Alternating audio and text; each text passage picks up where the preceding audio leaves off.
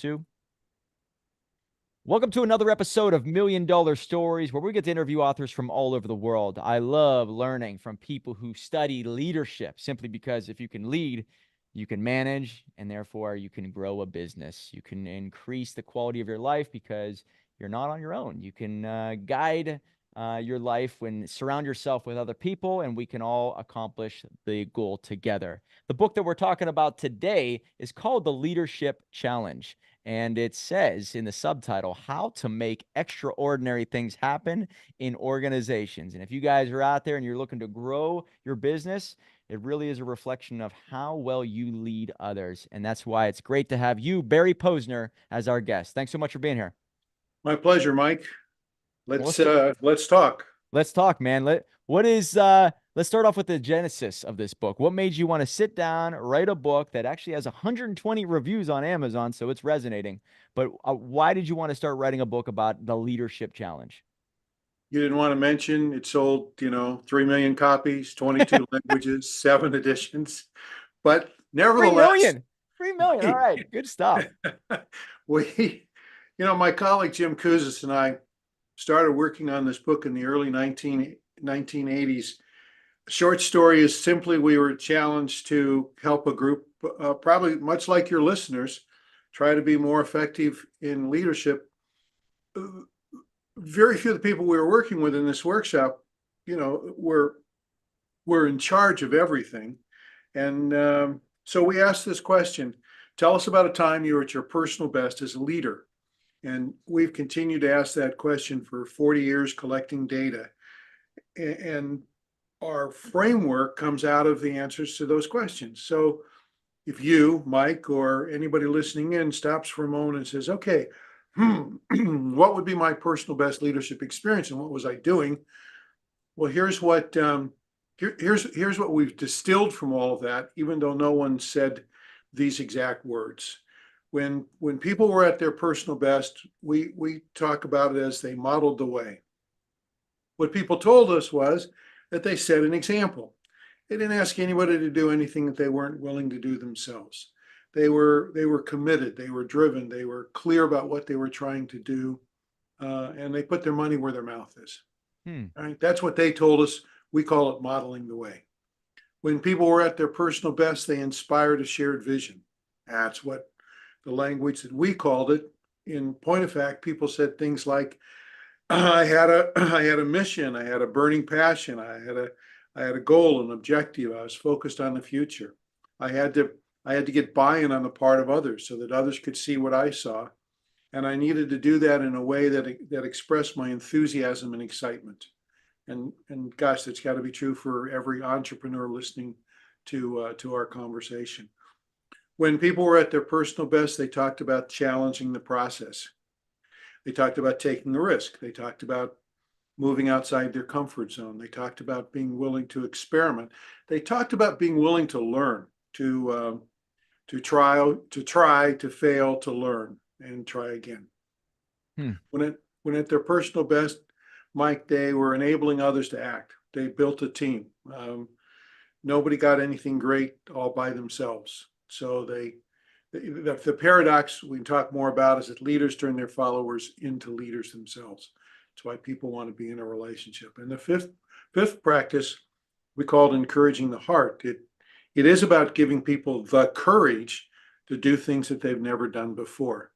And part of the way that we do that is to appreciate people for who they are, for what they do, to make sure that we recognize their individual accomplishments, and we celebrate together because any great team, any great organization knows you don't do it all by yourself. So it takes that, all those offensive linemen have to do their job in order to protect the quarterback, the fullback, the wide receivers.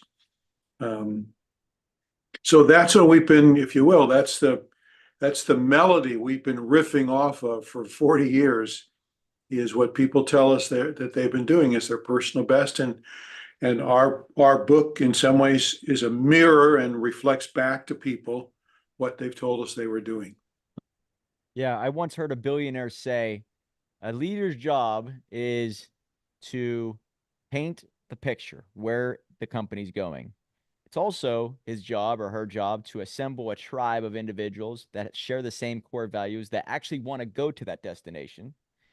The other job is to give that tribe the resources necessary to make it happen and to empower them to be their truest and best selves. And then the fourth or fifth stage is get the hell out of their way. Just let them do it. So do you agree with that philosophy? Yeah, no, if you're, very much so. I could take all of those and put them into these, the five practices framework. And it gives people an operating system to think about. We, if people can tell us about a time they've been at their personal best, and if everybody has a story to tell us about a time that they've been at their personal best, and their actions are more similar than they are different across time and space and place, then we know that everyone is capable of leadership, that leadership is observable, it's learnable, and people can get better at it. So it's not some kind of mysterious, ethereal kind of thing that people can't put their hands around. Mm. Yeah, I think that when you said when you're at your best, now I will tell you, I think you have it in here. I'm just going through some of the things about finding your voice and, setting the example, live the shared values, teach others to model the values, basically creating other leaders around you, but challenging the process or challenge the process. I think that I'm at my best, and maybe this is in one of your five aspects of this, but whenever you're kind of behind the eight ball a little bit, when there's a little bit of pressure, right? There's a need to make that sale or there's a need to prove yourself. I don't know what it is, but I think that's what makes me a little bit more refined. And I feel at my best when the game is on the line, if you will, in business. Is that part of Well, the sure. process? Yeah. I mean, the kind of the meta theme in the seventh edition of the book is exactly that. Challenge is the opportunity for greatness. Until we're behind the eight ball, Mike, that's what you said. Until you're behind the eight ball, until you have to do something, then you might not do it. You Yeah. might not, it might just kind of go by its way. And for the things that we do, it's not like some other people didn't think about some of those things. I mean, I kick myself, I thought about pet rocks a long time before somebody else made them famous. Uh, Jim Kouzes and I were working on our second book called Credibility. I was in Western Australia and he was in California. We were using something then called kind of called ARPANET to share files with each other. Had we been more thoughtful, we could have invented the internet, because that's exactly what we were doing. We were sharing this information across computers and the like. So it's not like there's stuff out there. We just, some of us recognize the clues and some of us don't. And then some of us just simply complain about stuff, and others are willing, this would be too hard to get these people to buy this product. And other people go, well, no, I'll accept, to your point, I'll accept that challenge. I think we can convince them to do that, and I'll go do it. Another thing that I've learned after, I guess you could say, about 8 years as a startup business founder. Well, I started a business in 2008, failed miserably. I was a solo entrepreneur. 2016, started something that actually was able to fund another person to join the team. And since then, I've realized that it is my job to kind of create other leaders. And I realized Sure. that I was a piss poor leader in the beginning because everything was on the wire. Everything had to be done my way. And I believe it had to do with no oxygen, right? I had very little money. So everything was do or die. But as time went on and I gave people more leeway to try and fail, and then also give them a significant position within the company, I noticed they took more responsibility. They tried harder. They were more proud of their work. And they took care of the clients at a higher level. So it was that trust I had to give them, but also more leeway, a little bit more patience. And I noticed that they took it and ran with it. So Yeah. creating other leaders, a huge aspect, not so easy though. Am I right? Well, no, because Mike, you got to trust yourself first. You got to, you know, some of the differences between managing and leading. sometimes we feel, and particularly as a solo practitioner or as the initial entrepreneur, that if you want something, you want something done right, do it yourself. Well, as long as you believe that, you have just limited the capacity and the capability of yourself and your organization to grow and develop. So you have to trust yourself enough to be able to say, I'll let this other person think about it like this, Mike. I'll let this other person learn, which means I'll give them a chance to fail. Yeah. Because in point of fact, if they're not if they are if it's something I could have done, I should have just done it. But I can't do everything, and other people can't grow and develop if they don't get the chance to do things that they didn't think that they could do. When we have people to tell us about times they've been at their personal best, most people say it wasn't necessarily something that they chose to do. It was something that circumstances required them to do, or somebody else had faith that they could do it. Their boss said, "Hey, listen, I know you've never started a podcast, but I think you could do it." And you're going, "Well, I've never done that before. I don't think I can do it." Well, but I think you can do it, and I'll support you, and I'll give you the resources, and if you have some questions, you can come back and talk to me. And those nudges cause somebody to, launch $1 million podcast for all I know. Yeah, right. Yeah, the challenge brings out the best, right? And I look at everything as the hero's journey. I'm assuming you probably look at it in the same way that, you have this call to adventure, to this world of this unknown world. And then what happens in that unknown world is truly not up to you, right? It's all of these situations. And then what you do next, how you respond to it is how you obtain that gold or not. And then when you obtain that gold, then you turn around and say, okay, I trust myself. I have the abilities to do it myself, but that's not going to get me far. If I could just do it on myself at will, I need to help other people do it. And that's really wild that I'm even saying this out loud for the first time. The hero's journey is not just from me to the external outside of the company, but me internally too. Hey, I was able to go through that, the self-doubt, the painful situations, the financial struggles. You're doing that for your internal organization. Am I right? Sure. Sure. I think the other thing about the classic hero's journey is that while it may be the hero's journey, it's not just for the hero. It's what the hero is able to accomplish for others as a result of leading that expedition, of making that investment. I mean, it's not a singular accomplishment. Writing a book isn't something you do kind of all by you might write the book by yourself, but even then you're drawing upon stuff that other people have done, and then you don't write the book and publish the book and distribute the book and sell the book. I mean, there's a whole bunch of other people that are going to help make the author, the author successful. Right. And the author's going to be successful because what they have to say resonates with others. Their journey, if you will, resonates with others. And I say it over and over that entrepreneurship is a personal development journey disguised as a business journey. And I think that whenever you're just a leader, you could be a leader in an organization of 1,000 or an organization of 5 or an organization of 2.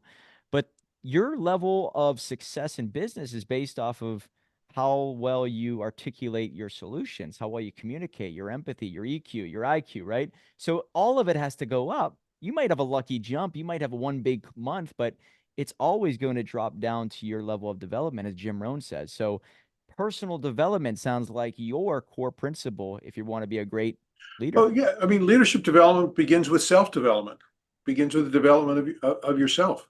I mean, your story just a moment ago is a story, of bouncing forward, not bouncing back, of being willing to do something and it didn't work out. And in every hero's journey, it's not a straight path forward. There are bumps in the road. And, when I'm, coaching kids, sports kids, I mean, one of the big things is to figure out how to help young people learn how to lose a game. uh, because they're not going to win every game. And if you will, sportsmanship has to do with more than just winning. Uh, it has to do with kind of how you handle the game and its ups and downs. Um, and good leaders are, I guess, in that sense, they're good sports. Yeah, in your practice 5, it says encourage the heart. I love that phrase. I don't know if I've ever heard that phrase, to be honest with you. Encourage the heart. Where does that come from? And it seems like you have this other aspect of expecting the best. I do believe we're self-fulfilling prophesizers. Is that the word I'm looking for? But Well, exactly. You know, back to when you're building a team, uh, and you want to expect the best out of others. Uh, because if you expect the best, then that becomes the concept of self-fulfilling prophecy comes from Greek mythology. A fellow named Pygmalion, carves a statue of a woman that is so beautiful and so wonderful. He falls in love with the statue, and then he calls upon the goddess to grant him the wish to make the statue come alive. And so Pygmalion then that's the request that gets granted. And so that's the self-fulfilling prophecy. So when we believe that other people can be successful, we're more liable to act in ways that help them to be successful. And I'll put it to you differently. There's the opposite is kind of the expect to fail. If I don't think somebody's very competent, well, it's very hard for them to be successful because I don't feel they're very competent. So I don't spend much time with them. I don't give them much encouragement. I criticize them a lot. Even when they're successful, I think it's just because they were lucky. It wasn't because I think they're not very good.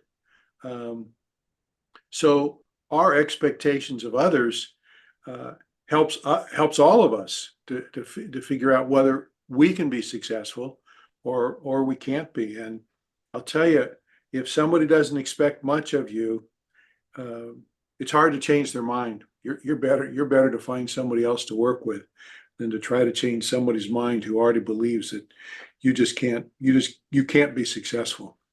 wow. Yeah, why? Is it just because of individuals maybe see you where you first start and they never lose that?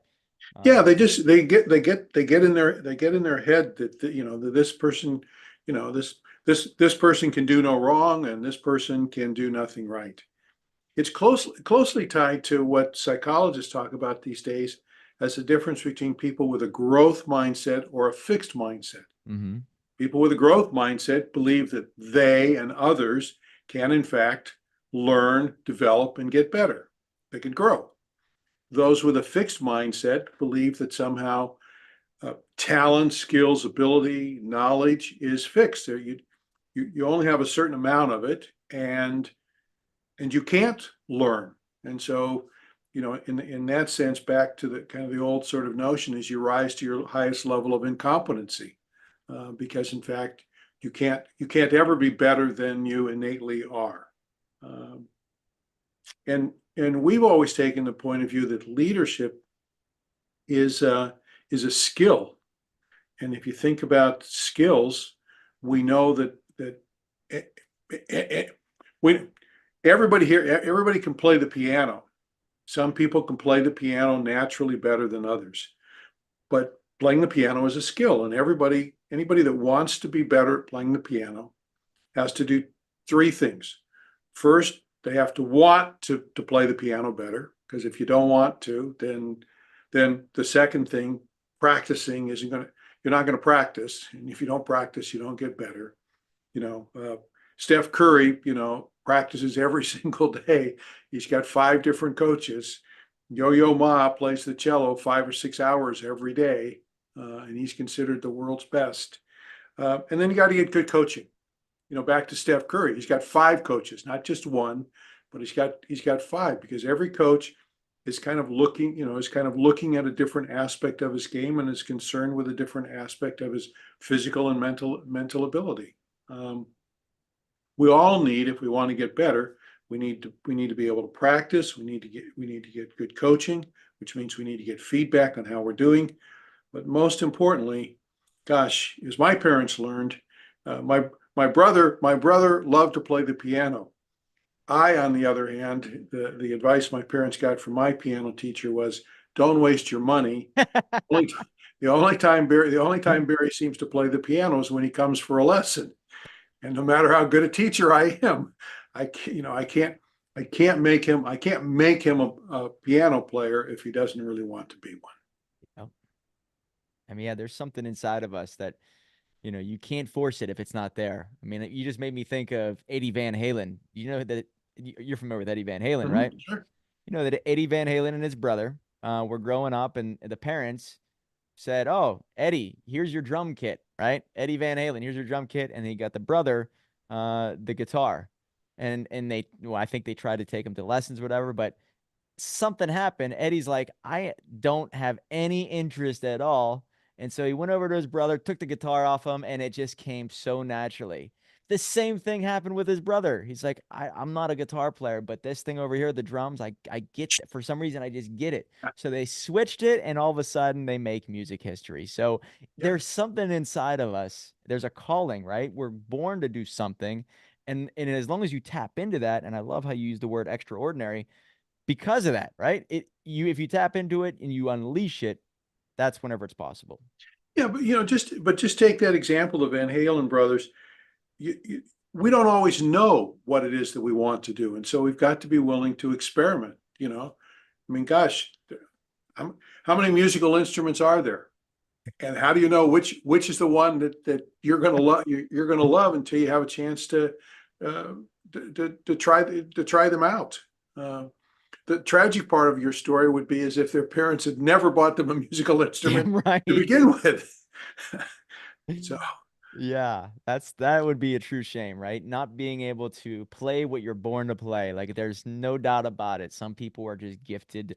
Certain people are born to play hockey. It'd be a shame if they weren't born with ice skates on, basically. yeah, but they loved to play, and that's how they got to be great. It's not every kid that picks up the drums or picks up the guitar, uh, doesn't become a rock and roll legend. Um, but I would still come back to the notion that says, if you want to play the guitar better than you do now, you can. You may not be a rock and roll legend, but you can play the guitar better. You can play the guitar better because you practice and get good coaching, and you want to do it. I mean, I'm sure that over your experience with these podcasts, I'd like to believe you've gotten better. Oh yeah. And so, Yeah. You uh, you should see my first couple. They were atrocious, right? And I think it does tie into, there's a quote out there. I think happiness or success is going from loss to loss without any loss of enthusiasm. And so I thought about that. Like there's an important piece to individuals being excited even when you're losing, right? Because you're able to say, "Hey, I learned something. I'm a little bit better today than I was yesterday." yeah, So that allows you to tackle certain problems, but also keeps the morale up. And I'm assuming maybe within your book you talk about morale and being able well, to. that's the grace, Mike, that we have to give ourselves to allow ourselves to learn. None of us are going to get it. Going if we're going to do something new that we've never done before, the high probability is we're not going to be successful the first time we try it. Yep. Um, and so the issue is, okay, that didn't work. Should I give up, or should I just, learn from what was it that happened that last time? So this next time when I do this, that's that bouncing forward, not backwards.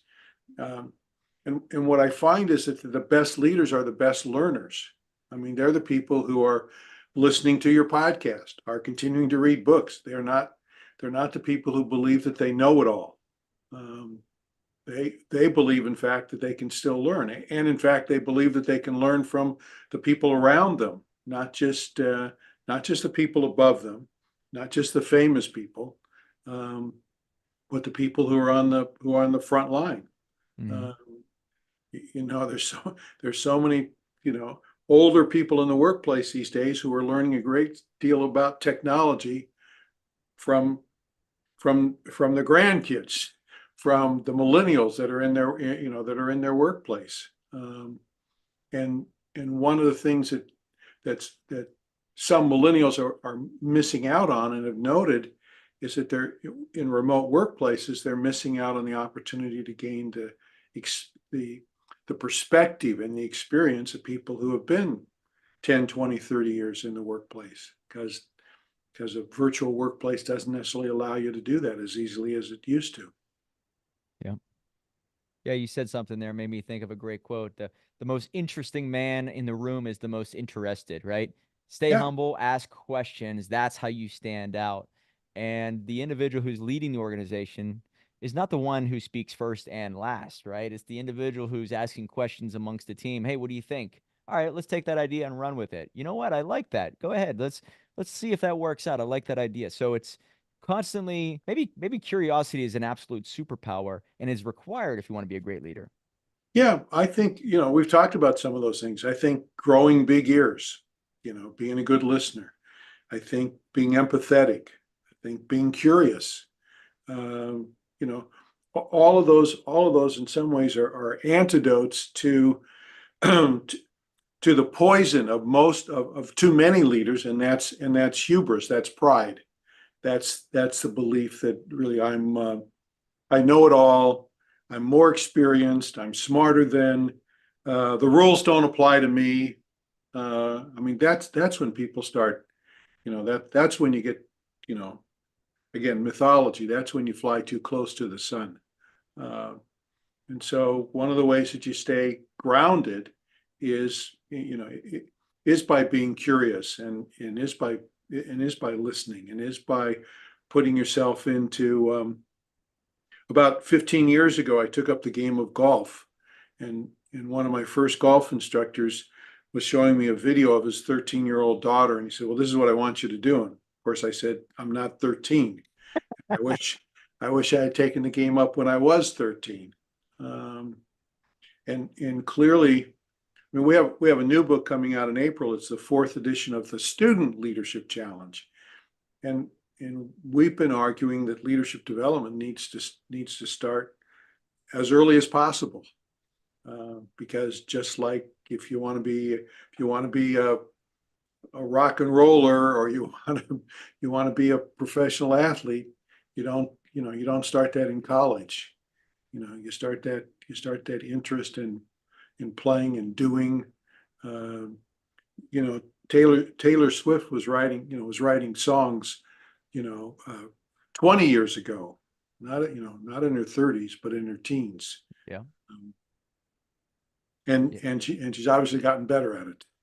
Yeah. I mean, the earlier you start on anything, the better. And I think that maybe I did have to have some success to be able to manage other people within the organization. But you're right. If somebody can become a better speaker, communicator, or listener at a young age, it's just going to naturally have them excel wherever they go in life. And so maybe it depends on the type of organization it is. And maybe there's something you could probably touch on. But if I was in the military and we were at war and it's back in 1943 or 1942, and it's, hey, we got to take that hill and we have these primitive weapons, I want a George Patton on my side. I want a guy who's right next to me saying, let's go do this. I don't care what your feelings are. We're going to go do this.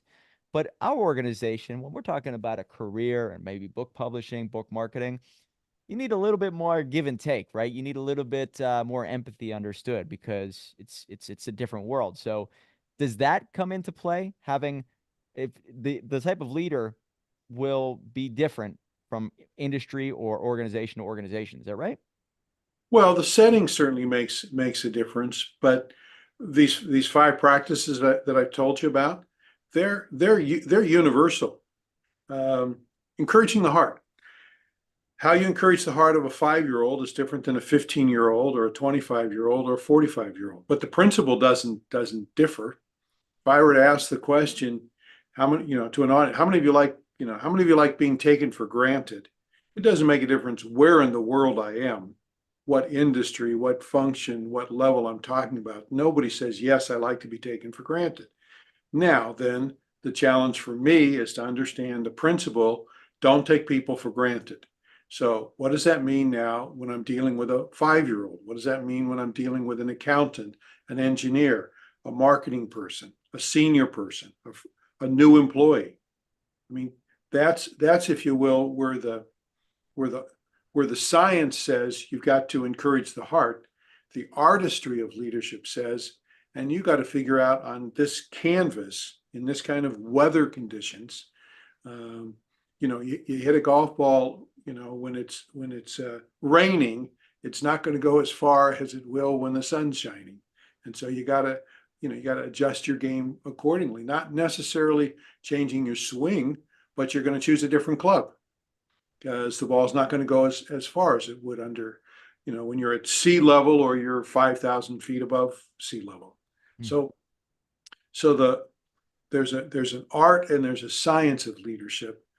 Um, what we sort of say is we'll provide you with kind of the way, but you have to find the will to do these things. Ooh, like that. Yeah, you make me think of a great quote by Tony Robbins. It's not a matter of resources, it's a matter of resourcefulness. Great leaders are resourceful, right? They can take nothing and create something from it, right? There's a little spark of hope. We can bring that to life a lot more with certain actions. And so it's Yeah. new ideas, new strategies, new game plans, but keeping the tribe intact. So resourcefulness, anything you could say about that, or maybe how to increase it? Well, uh, again, it's understanding. It's the paradox is that everybody's the same and everybody's different.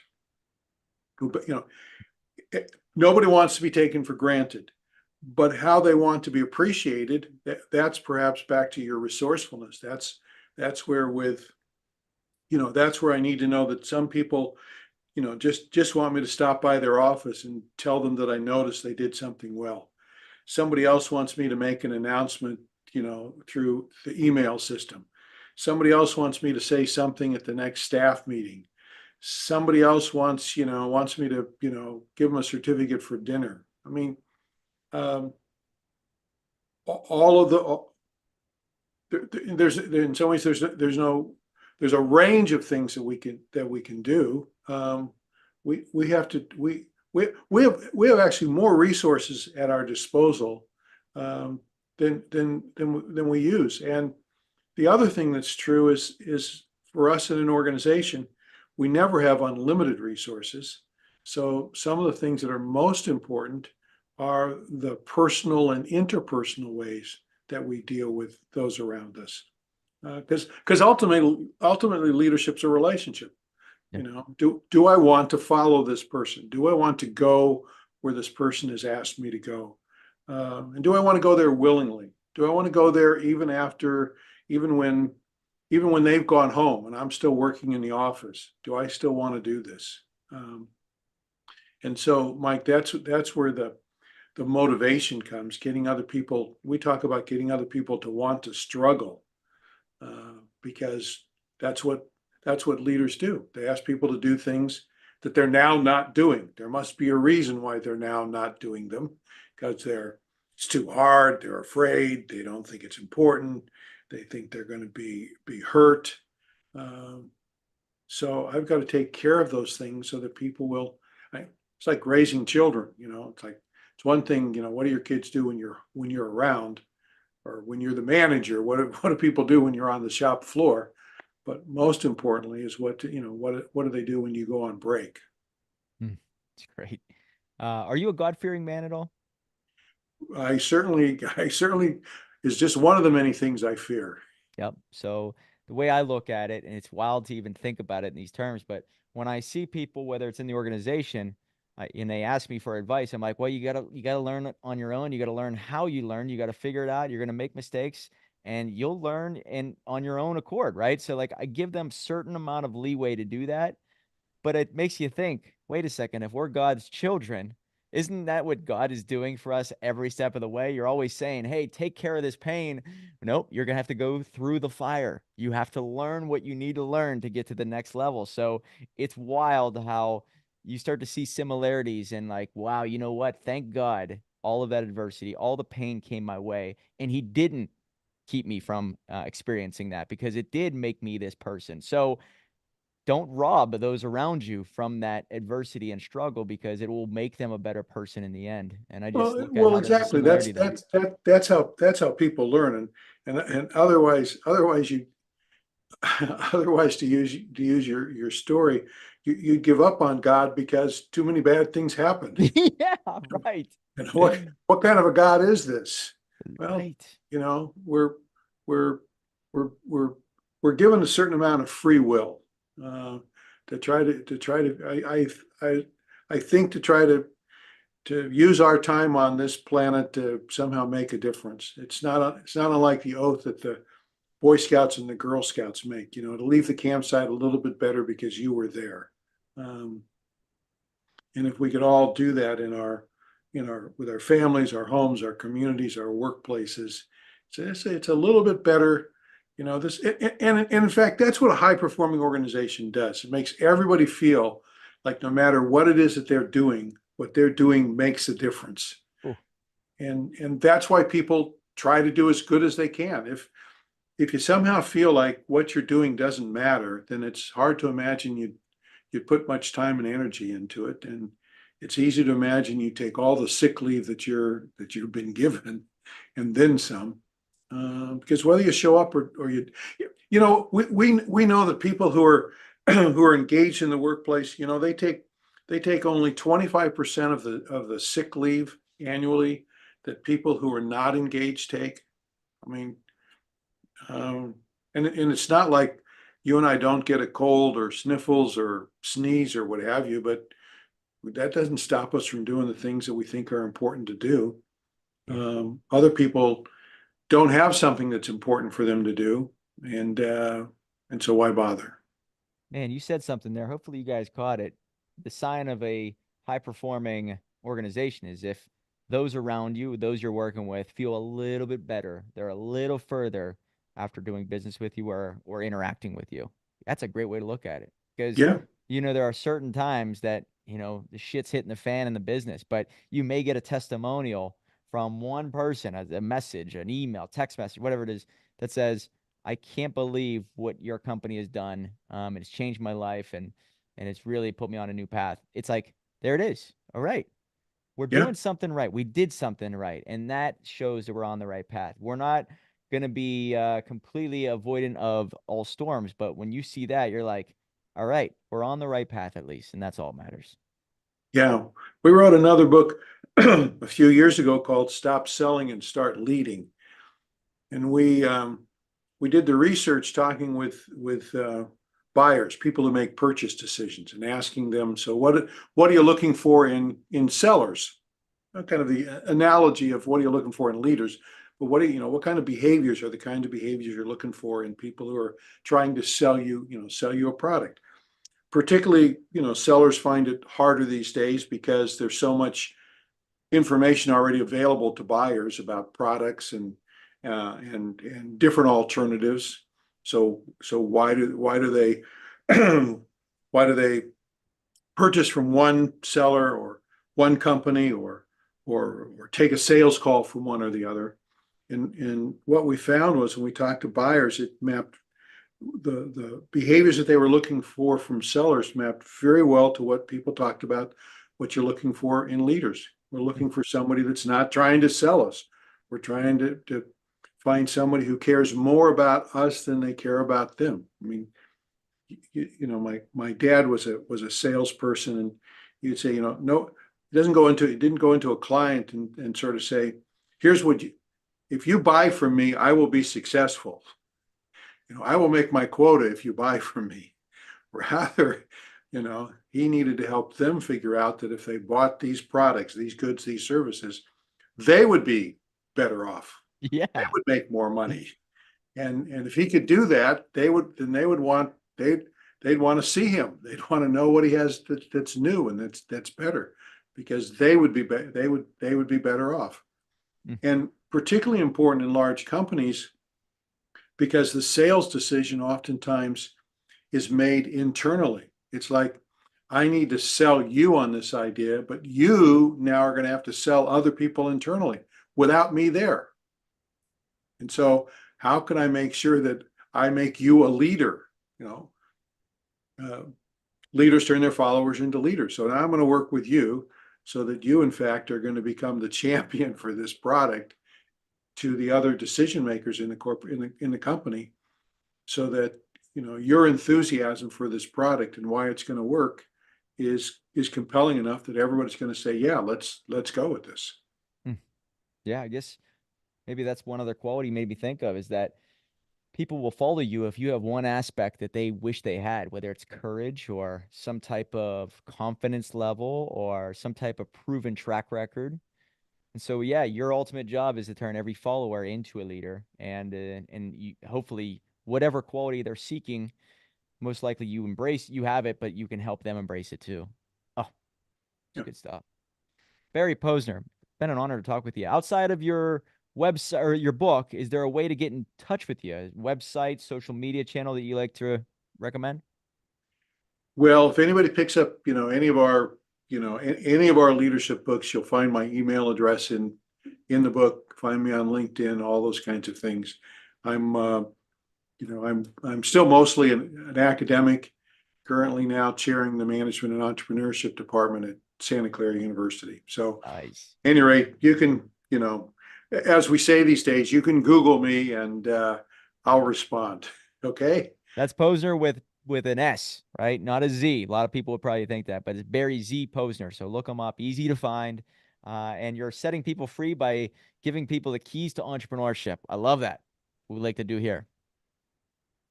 Well, Barry, thanks so much for being here. Guys, the book sold 3 million copies. I didn't know that going into it, so I'm glad you brought that up. It's doing really well on Amazon still to this day, so look for it. He has another book coming out very soon. I guess the Student Leadership Challenge. I think it's the new revision of it, right?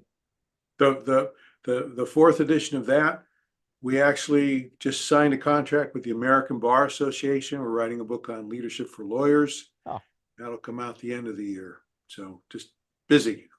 keep a lookout for Barry Posner's books, guys. And so it's been an honor, Barry. Thanks so Thank much. you, Mike. And the Greek mythology, I'm looking that up because I love the whole if you can dream the painting, you can paint the dream, I guess is the way Okay. it's said. So I'm going to look that up. I appreciate you giving us that insight.